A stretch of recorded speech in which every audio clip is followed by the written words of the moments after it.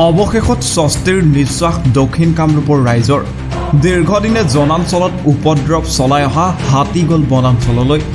বন বিভাগ তথা প্ৰশাসন আৰু বিধায়ক হেমাংগ ঠাকুৰীয়াৰ সুপৰিকল্পনাৰ ফল বিধায়ক আৰু বন বিভাগক ধন্যবাদ পলাশবাৰী ৰাইজৰ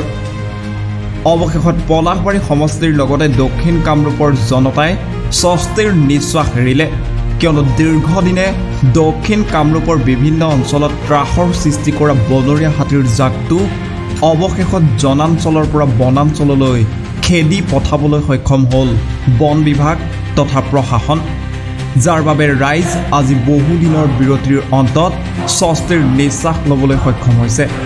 উল্লেখ্য যে আজি কিছু বছৰৰ পৰা এটি বনৰীয়া হাতীৰ জাকে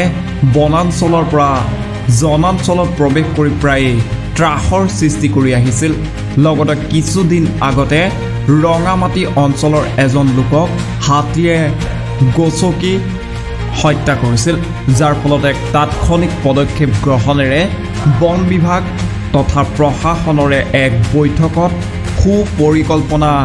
যুগুত কৰি হাতী খেদা অভিযান আৰম্ভ কৰে আনহাতে বাহিৰৰ পৰা অনা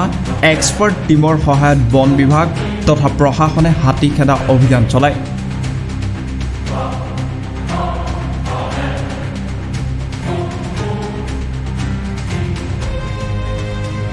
দুদিন ধৰি দিনে ৰাতিয়ে বিধায়ক হেমাংগ ঠাকুৰীয়াই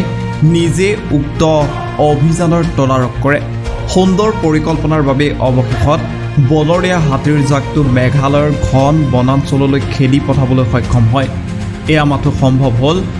পলাশবাৰী সমষ্টিৰ বিধায়কৰ তাৎক্ষণিক পদক্ষেপ তথা সুপৰিকল্পনাৰ ফলতে যাৰ ফলত জিলা প্ৰশাসন তথা বন বিভাগৰ লগতে বিধায়ক হেমাংগ ঠাকুৰীয়াক ধন্যবাদ জ্ঞাপন কৰিছে পলাশবাৰী ৰাইজে